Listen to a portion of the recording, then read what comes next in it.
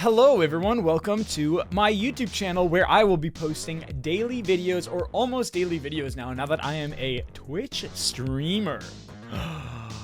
On twitch.tv/NickA30. Okay, first question. Hey Nick, was Ninja leaving Twitch why you joined, or did it have anything to do with that? Please and thank you.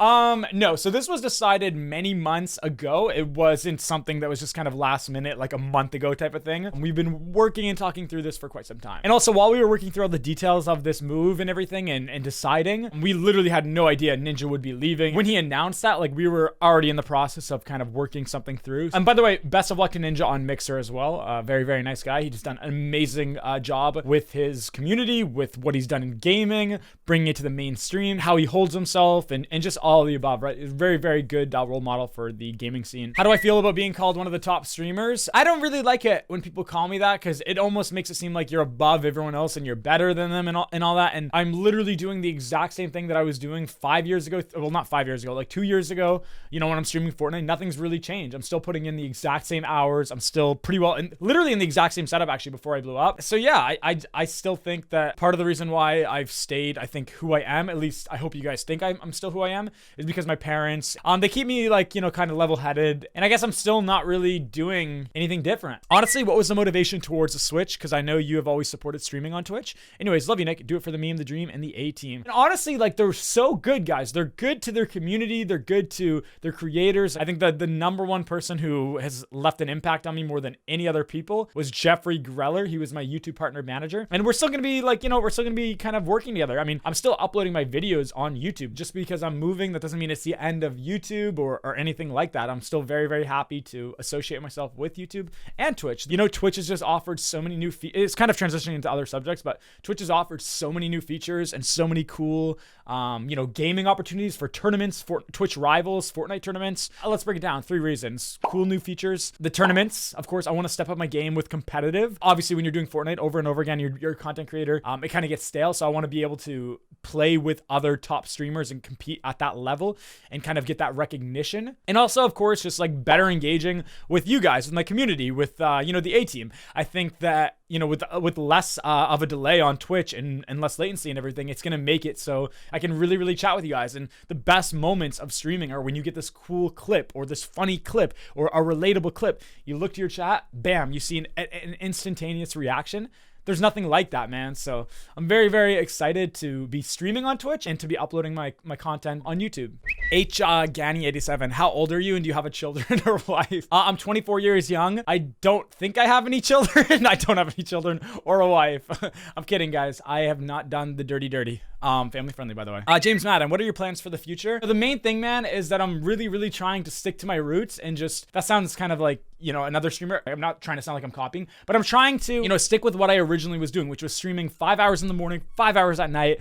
And I was just grinding. And what got me here was that streaming early in the morning, consistency, man. Waking up while all the top streamers were offline who had 10,000 viewers and I only had 200. I was considered a top streamer when I had 200 viewers on the algorithm or on the Fortnite gaming live streaming channel because no one else was streaming at that time. That's what, you know, one of the reasons I think why I started to blow up. I'm just trying to keep on doing what I'm doing. What brought these opportunities to collaborate with Axe, to become sponsored by Asus, Elgato? What got me all those opportunities to play in the Fortnite Pro-Am, fly to Korea, was working hard streaming. So I'm definitely never going to lose that. I think that working's in my blood and doing something to the best of my abilities in my blood, even with it, like when it was like with school too. A little bit of a story on how I got into this. When I was younger, I was getting straight A's in school, from junior high, elementary to high school to university, nonstop. In high school, I was doing Taekwondo. I was in the mathletes. I was doing student tutoring, football.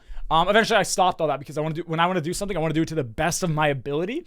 And the way I figured I'd do that is to focus all my attention on school. And eventually, you know, when you're not doing anything else but one thing and you're just study. I wasn't even going out with friends. I had no social life. When you're doing that nonstop, it wears you off. So what was my way of kind of relaxing and getting a break? Gaming. Because it's something that you don't need to book with friends a day in advance and dedicate like 4 hours to and all this stuff. It's like more or less just, I'm studying right now. I got to get 100 on this test on Monday. I can take a quick little 30-minute break, play my game, come right back to studying Whereas you can't really do that when you have plans with friends and all that stuff. So that was my reasoning. That was my thing that I would do, is just nonstop studying. Transition in university, same thing was happening. But eventually I started to get into YouTube videos and sharing those gaming moments. It was something that I really, really look forward to, seeing people's comments like, Nick, you helped me so much laugh. You helped me during this tips and tricks video. I really, really enjoyed that. And, you know, I figured it was people going through a similar thing as me, is like, you know, they didn't really have friends or whatever the case may be, because I really didn't. I did, but I didn't hang out with any. Basically, like, fast forward throughout the years, you know, my schooling was starting to decline because school was all I was doing, and I was literally miserable. I couldn't do it. It got to a point where I'm trying to study for a test and I couldn't do it. I literally went into my exams in like my third year that's where it went downhill, and I was failing, guys. I wasn't even studying a day before, an hour before, no study. I was getting like zeros and 10s and 20s. And this is coming from a straight A student who was getting hundreds and hundreds and hundreds. So I needed a change. And, you know, my parents didn't approve of it, of course. When I was, you know, doing YouTube and everything, of course, they wanted me to do school. You don't want your son or your parents to drop out of school. It'd be a terrible thing. So, you know, they didn't really support me then. Of course, I'm very lucky that they support me now. And it was kind of like one of those things that I always tried to record videos when they were gone, because obviously they wouldn't approve of it. So, you know, during school and everything, I wouldn't be able to record anything. So when I got home, they'd be back home from work, and then it just left me with no time to really ever have a chance to upload and record. But eventually, you know, with university going very poorly with me, I made the decision, like, I am doing this, and I, like, whether you support me or not, my mom and dad, like, I have to do this. And my parents kind of realized they had to support me, otherwise I was gonna like leave and, you know, go and move out. And of course they wanted to support me. They wanted me to be successful. So yeah, we end up, at that time, we were moving houses, and my dad like split the garage and he built me my own studio, which I have on my Instagram. If you like swipe all the way up, he supported me there and made me my own studio to be able to record and edit and do all this at any time of the day, 5 a.m. Eastern Standard Time in the morning, like when I was streaming. That's what led to my growth as well, when they like gave me some backup. And basically what they said is, Nick, you have 1 year to do good, to be successful. Sorry if this story is all over the place, by the way. And if you're not, you go back to school, you become a doctor, you do what you're gonna do. And if you are successful, which was based on money, of course, you can keep on doing it. You know, eventually I started doing streams. That was something that blew up my channel, but it was for The Last of Us, so it wasn't blowing up a lot. Eventually Fortnite came out. I was doing videos, wasn't doing good at all. It was doing worse than my Last of Us videos, but you know what? I tried something different and I enjoyed it. So I stuck with it. And even though it was getting less views, the content was much better than my Last of Us videos, because I had been playing it for like 3 years and I was sick of it. And eventually it started to pick up, and it started to pick up. That's why I recommend trying something new. You never know. Then I started streaming Fortnite, and eventually, you know, it blew up, and YouTube really, really jump-started my career, man. So that's why YouTube will always have a special place in my heart. And I met some incredible people, especially Jeffrey Greller, that I'll never, you know, forget. And obviously we're still gonna be working together. But yeah, that's the story of how my channel grew. It kind of switched from a Q&A to this, but hopefully you guys are still enjoying the story. Okay, so Jimmy asks, will you be playing with more Twitch streamers now?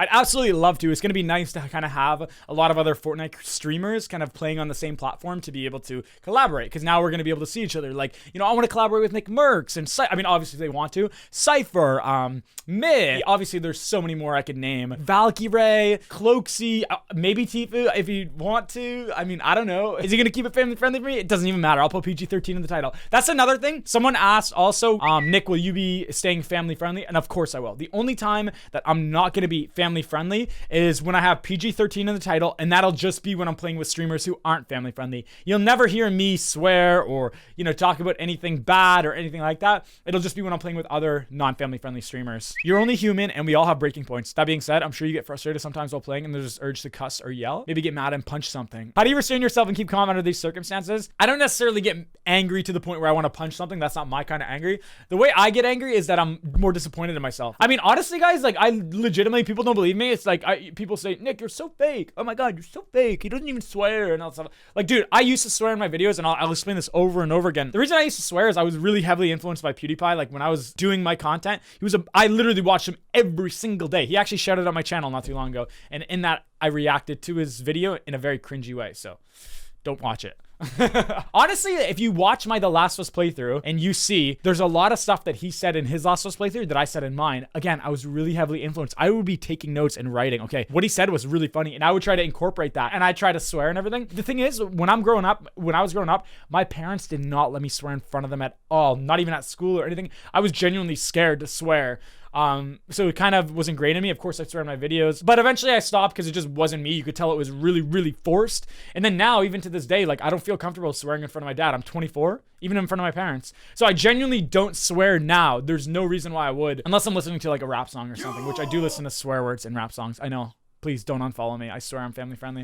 Colin says, your members and subscribers on Twitch is going to be insane now. How will you deal with that? The chat, I mean, all the free Prime accounts. I always talk about this. When you respond to negative comments on Twitter, Instagram, on Twitch, in your live stream chat, people say, hey, you know, I want attention. What's Nick responding to? He's responding to the hate. This is a big reason and factor in how I got such a good community. Respond to the positive comments. If you're only responding to positive, it's like, well, I want Nick to read my comment. I want this famous, beautiful, sexy man to respond to my comment. That's me, by the way. What do? I'm going to type a positive comment. So I'm just going to focus on the positive. Mr. Mineral, what are you going to miss about streaming on YouTube? Just associating with other YouTubers and, you know, going to events and like, dude, there was one event where I went to the New York Creator Summit and it's with a lot of top creators, man. Like I was with Mr. Beast. I did a panel with Mr. Beast on a stage and Ella the Mills. I met Justine. She's super, super nice. We were in line waiting for food and I was kind of too shy to talk to her and she was in front of me in line. She turned around. She's like, hey, you did a really good job on your panel. I'm like, oh, thank you. And just like, there's a lot of cool YouTubers and people, man. And just obviously, I think Twitch is going to have so many great opportunities as well. Like, I'm really, really happy, guys. It's a new step in my career. Choppy Dave, what kind of music will I be playing, if any? Taylor Swift. Come on, Choppy. Come on, Choppy. You should know this. You've been around, dude. Taylor Swift. 80. I don't have any more questions. Just make sure this video is fire. Yo, what do you think? Can we do that?